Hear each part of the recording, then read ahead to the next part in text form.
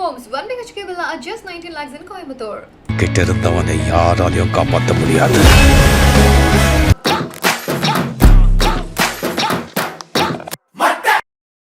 விசிகாவினுடைய மதுவிலக்கு மகளிர் மாநாடு அது நடந்து முடிஞ்சிருக்கு. அந்த மாநாட்டினுடைய தாக்கமா என்ன பாக்குறீங்க? ஒரு தாக்கமும் இல்லை. பறைய சமூகத்தின் அதிகாரம்ங்கிறது விடுதலை சிறுத்தைகள் தான். அதனால விடுதலை சிறுத்தைகள் திமுக கூட்டணியில் இருக்கிறத வர ஒரு கேட்டலிஸ்ட் போல்ஸா பறையர் சமூக வாக்குகளை திருமாவளவன் திமுக கூட்டணி கொண்டு வருவாரு. ஸ்டாலின் கொடுக்கடி சீட்டை வாங்கிட்டு போவாரு. அவருக்கு ஒரு வருத்தம் இருக்குது. மதிமுக சிபிஎம் சிபிஐ விட நம்ம குறைஞ்சவங்களா, நம்மளை ஈக்குவலா ட்ரீட் பண்றாங்களேங்கிற ஒரு வருத்தம் அவருக்கு இருக்குது. இவர் முதல்ல ஒத்துக்க கூடாது. அப்ப ஒத்துக்கிட மாட்டோம்னா இவரை தள்ளி விட்டுட்டு பாமகவை சேர்த்திருப்பாங்க 19ல. அப்பவே அவர் ஒத்துக்கிட்டாரு. அப்புறம் 21லையும் 6-6ங்கிறத ஒத்துக்கிட்டாரு. 24லையும் அதை ஒத்துக்கிட்டாரு. 3 தடவை ஒத்துக்கிட்டாரு. இப்போ எங்களுக்கு சீட்டு அதிகமானு ஸ்டாலின் கேட்டா அவங்க போகும்போது கேட்க வாய்ப்பு இருக்கு. ஸ்டாலின் என்ன சொல்லுவாரு? நாங்களும் காங்கிரஸ் சேர்ந்து 40 எடுத்துட்டோம். அக்குமுலேட்டிங் பவர், அமாசிங் வெல்த், இதுதான் மாடர்ன் பொலிட்டிக்ஸ். ஸ்டாலினே அதை உணர்ந்திருக்காரு. நம்ம எது உண்மை எது சரின்னு பார்க்கணும். என்னாலதான் மற்றவங்களுக்கு பிச்சை போட்டேன்னு ஸ்டாலின் பேச முடியல. காரணம் அவரே ஆர்கே நகர்ல டெபாசிட்ல இருந்து தான் வராரு. அவரே 25% தான் வராரு. ஸ்டாலின் தோற்கடிக்கப்பட முடியாதவர் அல்ல. 23 அதிமுக அணி, 18 என்டிஏ, 8 ஜம்பிங்ல போறக்கூடிய நாம் தமிழர் எல்லாம் சேர்ந்தா 67ல காமராஜரை தோற்கடிச்ச மாதிரி கூட்டணி பலத்தால காமராஜ் உயரத்தில் இன்னைக்கு இருக்கக்கூடிய ஸ்டாலினை தோற்கடிக்க முடியும். திமுக கூட்டணியில் ஒரு நெருக்கடி கொடுக்கணும்னே பண்றாருன்னு ஒரு பக்கம், இன்னொரு பக்கம் இவர் மற்ற இடத்துல பார்கெனிங் பவரை இன்க்ரீஸ் பண்றதுக்காக தான் இதை பண்றாருன்னு ஒரு விமர்சனம். பார்கெனிங் பவர் இன்க்ரீஸ் பண்ணல, தப்பு இல்ல. அவர் ஒன்னும் சுத்த சன்மார்க்க சங்கம் ஒன்னும் நடத்தல. கேட்டலிஸ்ட் போல்ஸா தான் இருக்கிறாரு. பாமக 5.5% அன்புமணியை சிஎம்மா சொல்லி எடுத்த மாதிரி இவரை சிஎம்மா சொல்லி ஒரு வாக்கு சதவீதம் எடுத்து ஏறி வருவாருன்னா தமிழ்நாட்டின் கன்ஷனா மாதிரி உயர்ந்து வந்துருவாரு. சீஃப் மினிஸ்டர் ஆட்டே அவர் உட்காரலாம். அந்த அட்டம் பண்ணல. நீங்க பறையர்களின் அதிகாரம் பாமகவுக்கு எதிராக இது பாமகவை தோக்கடிக்கும். இந்த புள்ளிக்குள்ள நின்று நீங்க உங்க களத்தை ஆடுறீங்க. அதுக்கு கொடுத்த சீட்டு உங்களுக்கு போதாதுங்கிற வருத்தம் 3 எலெக்ஷனுக்கு பிறகு இருக்குது. இப்போ மேடையிலேயே RS பாரதி உள்ளிட்டவர்கள்லாம் பேசினது, அவர்களும் இந்த திருமாவளவன் தவிர்க்க முடியாத சக்தின்னு திமுகவும் நினைக்குது. திருமாவளவனுக்கு திமுக விட்டா வேற எங்கேயும் வாய்ப்பு இல்லைங்கிறது. வாய்ப்பு இல்லையா? கண்டிப்பா வாய்ப்பு இல்லை. ஏன் சார் அதிமுக வரவேற்கலையே? என்ன ஒருவேளை என்ன வாய்ப்பு இருக்குன்னா திருமாவளவன் முயற்சி பண்ணானா அது டேஸ்டிங் சைனைடு தான். சைனைடு? எஸ். சைனைட்னா உடனே சாப்பிட்டோன்னே அவ்வளவுதான். வேற அவ்வளவுதான். கூட்டணி விட்டு போனாரு, அதிமுக பக்கம் போனாருன்னா முடிஞ்சது சார். இப்போ மதுவிலக்கு மகளிர் மாநாடு, விசிகாவினுடைய மதுவிலக்கு மகளிர் மாநாடு அது நடந்து முடிஞ்சிருக்கு. அதில் திமுக கூட்டணியில் இருக்கிற கட்சிகள் எல்லாமும் பங்கேற்றிருக்கிறாங்க. அந்த மாநாட்டினுடைய தாக்கமாக என்ன பார்க்குறீங்க? ஒரு தாக்கமும் இல்லை. பறைய சமூகத்தின் அதிகாரம்ங்கிறது விடுதலை சிறுத்தைகள் தான். அதனால விடுதலை சிறுத்தைகள் திமுக கூட்டணியில் இருக்கிறத வர ஒரு கேட்டலிஸ்ட் போல்ஸா பறையர் சமூக வாக்குகளை திருமாவளவன் திமுக கூட்டணி கொண்டு வருவார். அவருக்கு ஒரு வருத்தம் இருக்குது. மதிமுக சிபிஎம் சிபிஐ விட நம்ம குறைஞ்சவங்களா, நம்மளை ஈக்குவலாக ட்ரீட் பண்ணுறாங்களேங்கிற ஒரு வருத்தம் அவருக்கு இருக்குது. அது இவர் முதல்ல ஒத்துக்க கூடாது. அப்போ ஒத்துக்கிட மாட்டோம்னா இவரை தள்ளி விட்டுட்டு பாமகவை சேர்த்திருப்பாங்க 19ல். அப்போவே அவர் ஒத்துக்கிட்டாரு. அப்புறம் 21லையும் அதே 6-6ங்கிறத ஒத்துக்கிட்டாரு. 24லையும் அதை ஒத்துக்கிட்டாரு. 3 தடவை ஒத்துக்கிட்டாரு. இப்போ எங்களுக்கு சீட்டு அதிகமானு ஸ்டாலின் கேட்டா அவங்க போகும்போது கேட்க வாய்ப்பு இருக்கு. ஸ்டாலின் என்ன சொல்லுவாரு? நாங்களும் காங்கிரஸ் சேர்ந்து 40 எடுத்துட்டோம். 2016ல 40% ஓட்டு நாங்கள் எடுத்துட்டோம். அப்கோர்ஸ் ஸ்டாலின் 25ல் தான் இருந்தார். காங்கிரஸ் 4ல் தான் இருந்தாப்புல. 2 சேர்ந்து 10% ஓட்டுக்கிட்ட கூடி 40 வந்துட்டாங்க. அதுக்கு பிறகுதான் மதிமுக, விடுதலை சிறுத்தைகள், சிபிஎம் சிபிஐ மற்ற எல்லாருமே, கொங்கு ஈஸ்வரன் எல்லாருமே வராங்க. எல்லாரும் சேர்ந்து ஒரு 5.5% ஓட்டு கூடி இருக்குது. இந்த பகுதியில் பாமகவுக்கு எதிராக விடுதலை சிறுத்தைகள் வாக்கு கூடியிருக்குங்க. நான் மறுக்க வரல. திமுகவும் காங்கிரஸுமே 40 எடுத்துட்டாங்களே. அதுக்கு பிறகு நீங்கள் கூடும்போது ஏற்கனவே பறையர் ஓட்டு திமுகவுக்கு இருக்குது. 2016ஆம் ஆண்டு விடுதலை சிறுத்தைகள் 0.7% வாக்கு தான் எடுத்தாங்க தமிழக அளவில். பறையர் சமூகம் தமிழ்நாட்டில் 15% வரை இருப்பாங்க. நான் கணக்கு போடுறேன். பர்த் ரேட் அதிகம். இப்போ அவங்க எண்ணிக்கை அதிகம். கிறிஸ்தவ பறையர்களையும் சேர்த்தா 15% வரை இருப்பாங்க. நான் கணக்கு போடுறேன். 15% இருக்கக்கூடிய பறையர் சமூகத்தில் இருந்து உங்களால் ஒரு 20 தொகுதியில் தான் நிற்க முடிஞ்சு. 214 நீங்கள் நிற்கலாம். யார் வேண்டாம்னு சொன்னால் நீங்கள் நிற்கல. ஒரு 0.7% வாக்கு தான் எடுக்க முடிஞ்சுது. அப்போது 0.9% வாக்கு மதிமுக எடுத்தாங்க. அப்போ திமுக என்ன சொல்லுவாங்கன்னா, எல்லாத்தையும் நாங்கள் ஈக்குவலாக தானே ட்ரீட் பண்ண முடியும். நாம் எல்லாருமே ஒரு காம்பினேஷன் கெமிஸ்ட்ரியில் வரோம். நான் இந்த இடத்துல திமுகவையும் தூக்கி பேச வேண்டிய அவசியம் இல்லை. உதயசூரியன் சின்னத்தில் குக்கர் பெரிய வெற்றி பெறும்போது டெபாசிட் இழந்தார் திமுக கழக தலைவர் கலைஞர் தான் இருந்தார். ஸ்டாலினுக்கு அவர் தான் ஆர்கனைஸ் பண்ணார். 3வது இடம் போனார். மக்களவைத் தேர்தலில் 25% வாக்கு தான் எடுத்தார். கூட்டணியாக 27 எடுத்தார். இவங்க எல்லாம் ஒன்றா சேர்ந்து ஒரு 45% வாக்குக்கு மேலே எடுக்கிறாங்க. இவங்க ஒன்றா நிற்கிறது வர 42 to 47% வாக்கு இவங்களுக்கு கேரண்டியாக கிடைக்க வாய்ப்பு இருக்குது. ஒன்றா நிற்கிறது வர 42% வாக்கு குறையாமல் எடுப்பாருங்க. எனக்கு இதில் என்ன இருக்குது? உண்மையை சொல்கிறேன். நான் இதுவரை அவங்கள பற்றி சொன்ன எது பொய்யா இருக்குது? 19 ஸ்வீப் பண்ணுவாங்கன்னு சொன்னேன். 24 35 சீட்டுக்கு மேலே ஜெயிப்பாங்கன்னு சொன்னேன். 21 ஆட்சிக்கு வருவாங்கன்னு சொன்னேன். கொங்கு மண்டலத்தில் நான் சொன்னது தப்பாக போயிட்டு, அது நான் மறுக்க வரல. மற்றபடி நான் சொன்னது எல்லாமே அவங்கள பற்றி சொன்னது கரெக்டு. இப்போவும் அவங்கள பற்றி நான் சொல்கிறேன். இந்த அணி அப்படியே கன்டினியூ பண்ணால் 42% வாக்குக்கு குறையாமல் வருவாங்க. அது நீங்கள் விஜய் வச்சு இது பண்ணாலும் சரி, சீமான் பறையர் தேவேந்திர குல வேளாளர் மேட்டரை எடுத்துட்டாங்கன்னு சொன்னாலும் சரி, எதிர்ப்போட்டெல்லாம் எடப்பாடி கிட்ட குறையுதுன்னு சொன்னால் குவியுதுன்னு சொன்னாலும் சரி, இந்துத்துவ அண்ணாமலை அருமையாக எடுத்து கொண்டு போகிறாரு இன்னி அதனால வருதுன்னு சொன்னாலும் சரி, எவ்வளோ ஃபோர்ஸஸ் இருந்தாலும் அவ்வளவுதான். ஏன்னா காமராஜருக்கு இந்தி எதிர்ப்பு, எவ்வளோ துப்பாக்கி சூடு, எவ்வளவு இது உணவு பற்றாக்குறை, மக்கள் அண்ணா 3 படி அரிசி சொன்னார், எலிக்கறி சாப்பிடுங்கன்னு பக்தவச்சலம் சொன்னதெல்லாம் நமக்கு ஞாபகம் இருக்குது. மக்கள் மாற்றத்தை விரும்பினது, மக்கள் தலைவர் எம்ஜிஆர் துப்பாக்கி சூடு, ஐயா சாருகாசன் சொல்கிற மாதிரி காமராஜ் 2 பிரைம் மினிஸ்டர் கேண்டிடேட்டை கமாண்ட் பண்ணக்கூடிய அளவில் இருந்தனால ஒரு சோஷியல் நெகட்டிவிட்டி, மக்கள் மாற்றத்தை விரும்பினது எல்லாம் சேர்ந்து வந்த பாதிப்பே 5 to 6% வாக்கு தான். 46% வாக்கெடுத்த 62ல் 46 வாக்கெடுத்த காமராஜ் தலைமை அவர் 40% வாக்குக்கிட்ட 67 இவ்வளவு எதிர்ப்பு இருந்து எடுத்தாங்க. அப்போ ஸ்டாலினுக்கு எதிர்ப்பு இருக்காங்கிறதே கேள்விக்குறி. அப்படியே என்னதான் எதிர்ப்பு இருந்தாலும் அதோட தாக்கம் ஒரு 4 to 5% வாக்குக்கு மேலே இருக்காது. அப்படிப்பட்ட ஒரு சூழ்நிலையில் 42% வாக்குக்கு குறையாமல் இந்த அணி எடுப்பாங்க.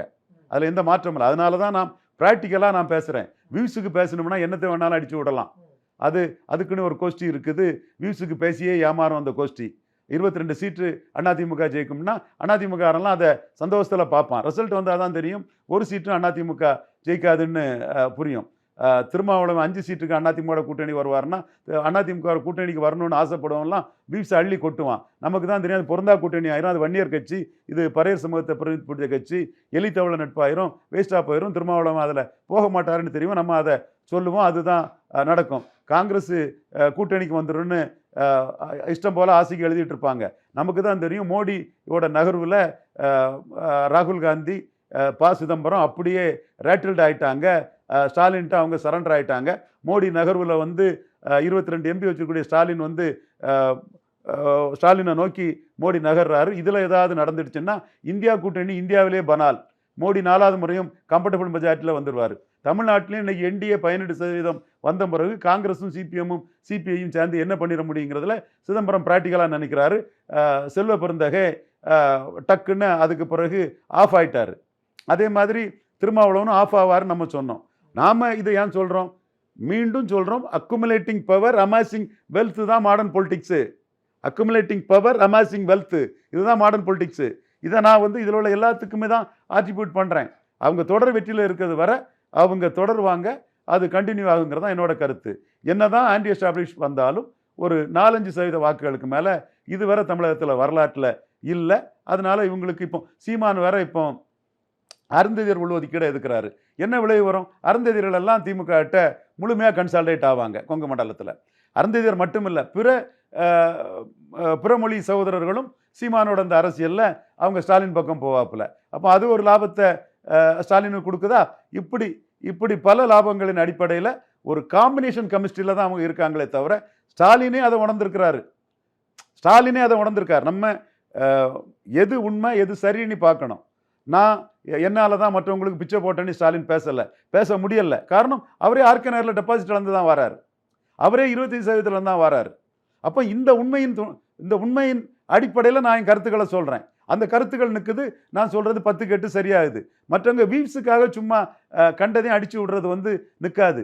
அதனால தான் எதெல்லாம் பொய் செய்தி, யாரை பற்றி வர்றதெல்லாம் பொய் செய்திகள், கப்சா செய்திகள்னு நீங்கள் ஒரு அட்டோனை போட்டு பார்த்தா கப்சா செய்தியின் மன்னன் யாருங்கிறது உங்களுக்கு புரியும். அந்த பேரை சொல்லி உங்களை நான் இது பண்ண விரும்பலை. பட்டு திமுகவுக்கு எதிராக களம் காணக்கூடியவங்க ஈரோடு கிழக்குனாலும் சரி, விக்கிரவாண்டினாலும் சரி, கடும் போட்டி கோஷ்டிகள் இதைத்தான் சொல்லிட்டு இருக்கோம். பட் ஸ்டாலின் தோற்கடிக்கப்பட முடியாதவர் அல்ல. 23 அதிமுக அணி, 18 என்டிஏ, 8 ஜம்பிங்கில் போகக்கூடிய நாம் தமிழர் எல்லாம் சேர்ந்தா 67 காமராஜரை தோற்கடிச்ச மாதிரி கூட்டணி பலத்தால் காமராஜ் உயரத்தில் இன்னைக்கு இருக்கக்கூடிய ஸ்டாலினை தோற்கடிக்க முடியும். அந்த மாநாட்டு என்ன தாக்கத்தை ஏற்படுத்தும்? ஒரு தாக்கத்தையும் ஏற்படுத்தாது. ஸ்டாலின் கொடுக்கக்கூடிய சீட்டை வாங்கிட்டு போவாரு. மது ஒழிப்பு இப்ப எதுக்கு பேசணும், மது ஒழிப்பு மாநாடுன்னு எதுக்கு பண்ணணும்னு எல்லாம் ஒரு விமர்சனம் ஒன்று வச்சுக்கிட்டு இருந்தாங்க. அது வேணும்னே பண்றாரு, திமுக கூட்டணியில ஒரு நெருக்கடி கொடுக்கணும்னே பண்றாருன்னு ஒரு பக்கம். இன்னொரு பக்கம் இவர் மற்ற இடத்துல பார்கெயின் ஒரு இன்க்ரீஸ் பண்றதுக்காக தான் இதை பண்றாருன்னு ஒரு விமர்சனம். பார்கெனிங் போற இன்க்ரீஸ் பண்ணல, தப்பு இல்லை. அவர் ஒன்றும் சுத்த சன்மார்க்க சங்கம் ஒன்றும் நடத்தலை. திமுக எல்லாத்தையும் விட்டுட்டு போகணுன்னு அவசியம் இல்லை. அவருக்குள்ள வாக்கு வலிமைக்கு பார்கெயின் பண்ணுறது நியாயம்தான். பட் அது கேட்லிஸ்ட் போல்ஸாக தான் இருக்கிறாரு.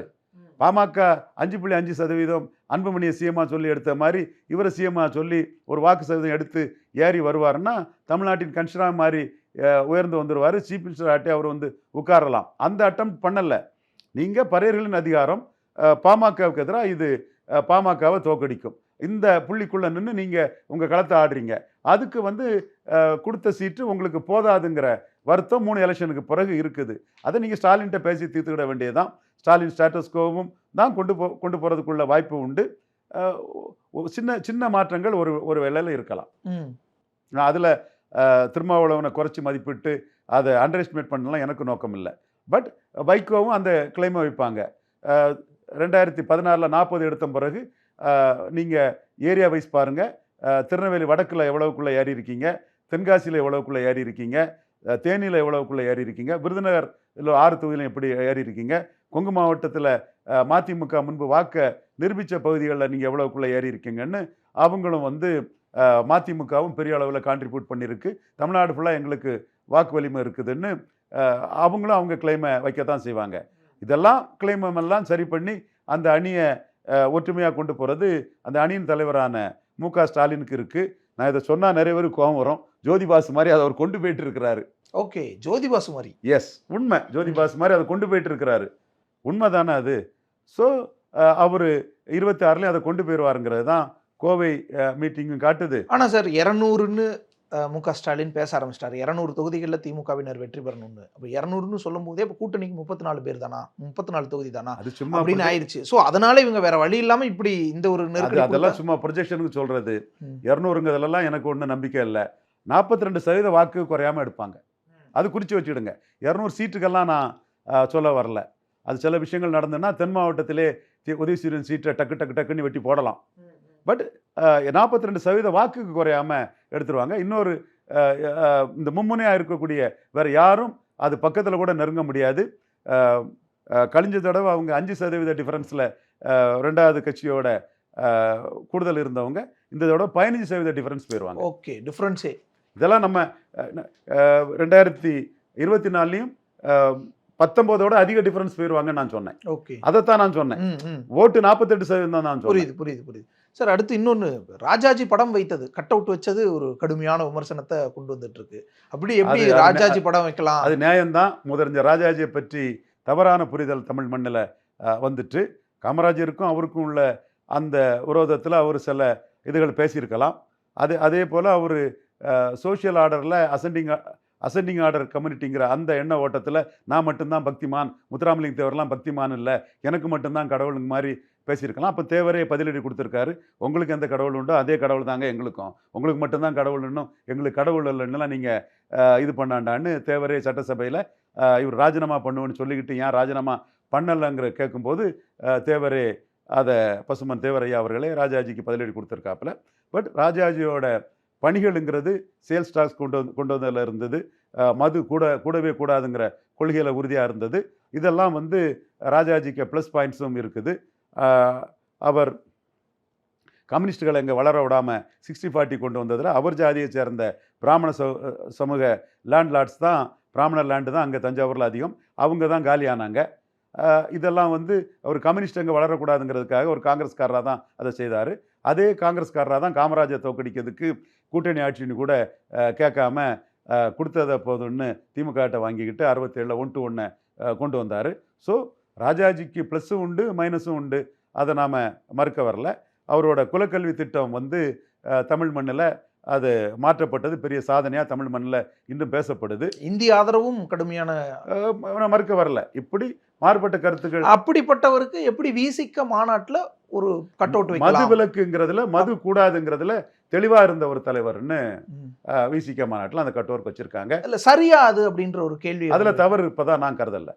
ஏன்னா சார் திமுக கூட்டணியை ஆதரிக்கிற சிலர் கூட விமர்சனமா வைக்கும்போது இது கடும் அதிர்ச்சி அளிக்குது. இப்படி ராஜாஜி கட் அவுட்டை விசிக மாநாடு, ஏன்னா அவங்க தான் சனாதன எதிர்ப்பு பேசக்கூடியவங்க, இந்த கூட்டணியினுடைய கொள்கையை பேசக்கூடியவங்க, நாடு முழுக்க இந்த கூட்டணி இருக்கணும் அப்படின்றதுக்கு எவ்வளோ சிக்கல்கள் வந்தாலும் இந்த கூட்டணியின் நிலை இப்படிதான் இருந்தாகணும், வேற வழி இல்லைன்றது அதை பிடிப்போட வச்சிருக்கிறது விசிக தான். அவங்க போய் இப்படி ராஜாஜி போட்டோ வைக்கலாமா, கட் அவுட் வைக்கலாமான்னு கேட்கறது. ராஜாஜி அவங்க வைக்கிறது மதுவிலக்கு கொள்கையில் அவர் உறுதியாக இருந்தார். அவர் ஆட்சி காலத்தில் மதுவுக்கு எதிராக இருந்தாருங்கிற அடிப்படையில் தான். அதை மட்டுமே பார்க்கணுமா அப்படின்ற கேள்வி. ஸோ ஒவ்வொருத்தரும் ஒவ்வொரு பார்வையில் அதை பார்க்கறது. விசிகா வந்து மதுவிலக்குங்கிற பார்வையில் ராஜாஜியை கௌரவப்படுத்துகிறாரு.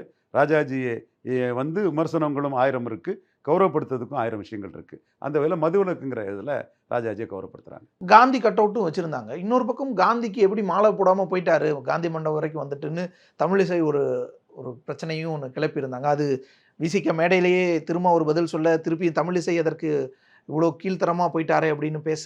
இதெல்லாம் ட்ரைவல் மேட்டர்ஸ், இதெல்லாம் லாவணி அரசியல், விட்டுறலாம். இதெல்லாம் ஓட்டர்ஸ் மத்தியில் எந்த தாக்கத்தையும் ஏற்படுத்தாது. சும்மா லாவணி அரசியல் பேப்பரில் அவங்கள பற்றி அந்த செய்திகளை வந்துட்டு இருக்கோம். இதுக்கு மேலே இதற்கு ஒரு need not give much more importance than this, just ஒரு பப்ளிசிட்டி, அவ்வளோதான். இப்போ மேடையிலேயே RS பாரதி உள்ளிட்டவர்கள்லாம் வந்து பேசுனது, அவர்களும் இந்த திருமாவளவன் தவிர்க்க முடியாத சக்தின்னு திமுகவும் நினைக்குது. திருமாவளவனுக்கும் திமுக விட்டா வேற எங்கேயும் வாய்ப்பு இல்லைங்கிறது, சைனைடு தாங்கிறதும் வாய்ப்பு இல்லையா? கண்டிப்பாக வாய்ப்பு இல்லை. ஏன் சார் அதிமுக வரவேற்கலையா என்ன? ஒருவேளை என்ன கண்டிப்பாக பொருந்தா கூட்டணியாகவும் தோத்து போகும். இல்லை வாய்ப்பு இல்லைன்னு சொல்றீங்கல்ல, அதுதான் என் கருத்து. அது வாய்ப்பு இருக்குன்னா திருமாவளவன் முயற்சி பண்ணானா அது டேஸ்டிங் சைனைடு தான். சைனைடு, எஸ், டேஸ்ட் சைனைட்னா உடனே சாப்பிட்ட உடனே அவ்வளவுதான், வேற அவ்வளவுதான். கூட்டணி விட்டு போனாரு, அதிமுக பக்கம் போனாருன்னா முடிஞ்சது. சகோதரர் தொல் திருமாவளவன் வெற்றி வீரர். அதை விட வட தமிழகத்தில் பறையர் சமூகம் வெற்றி வீரர்கள். 52 காமராஜுக்கு, 57 காமராஜுக்கு, 62 காமராஜுக்கு பறையர் சமூகம் தான் வெற்றி வீரர்கள்.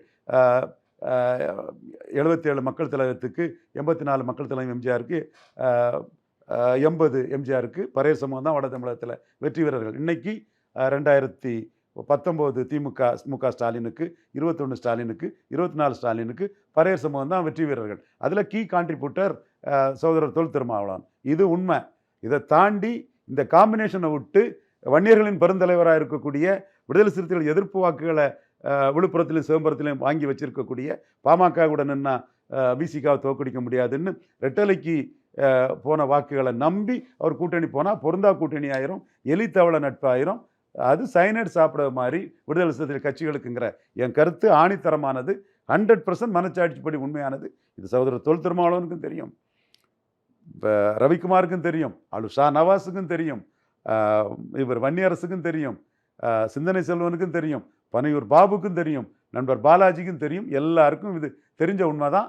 நான் களத்தில் இருந்து தரவுகளின் அடிப்படையில் உண்மையை சொல்கிறேன். இன்னும் சொல்ல போனால் 2011 இதே வார்த்தையை தான் சொன்னேன் அவங்கள்ட்ட.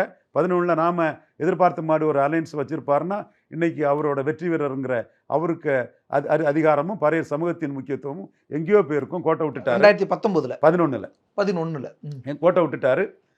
அதே மாதிரி மீண்டும் கோட்டை விட மாட்டாருன்னு தெரியுது. நான் 1000 விமர்சனங்களை முகத்துக்கு நேராக ஓங்கி அடித்து பேசுவேன், எனக்கு தெரியும். 2011 ஏடிஎம்கேக்கு போயிருக்கலான்றீங்க. போயிருக்கலாம். இன்னைக்கு ஏடிஎம்கேக்கு போனால் அவுட்டு, அன்னைக்குள்ள ஏடிஎம்கே வேற. தொல் திருமாவளவன் தெரியும். இப்பவும் 100க்கு 100 நான் மனச்சாட்சிப்படி திருமாவளவனுக்கு எது நல்லதுங்கிற அடிப்படையில் தான் சொல்றேங்கிறது தொல் திருமாவுக்கு நல்லாவே தெரியும். அப்போ டிஎம்கே கூட்டணி தான் ஒரே வாய்ப்பு, கண்டிப்பாக ஒரே வாய்ப்பு. அப்போ ஏன் டிஎம்கே வந்து அவரை பெரிய ஒரு சக்தியா பார்த்து மாநாட்டுக்கு போகணும், அனுப்பி வைக்கணும்னு? அதைத்தான் நான் சொல்றேன். அவரும் தவிர்க்க முடியாத சக்தின்னு தான் தொல் திருமாவளவனை திமுகவும் கருதுது. அந்த இடத்துல பாமக வச்சு காம்பன்சேட் பண்ணால் திருமாவளவனோட 2 மடங்கு 3 மடங்கு சீட்டு கொடுக்க வேண்டியது இருக்கும். தேமுதிக வச்சு காம்பன்சேட் பண்ணாலும் இன்னைக்குள்ள சூழ்நிலையில் தேமுதிகவும் 2-3 மடங்கு சீட்டு கொடுப்பாங்க.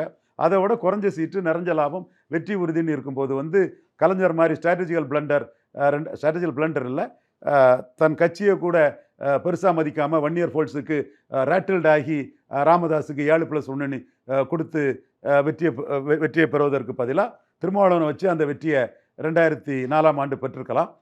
அதே புள்ளியில் தான்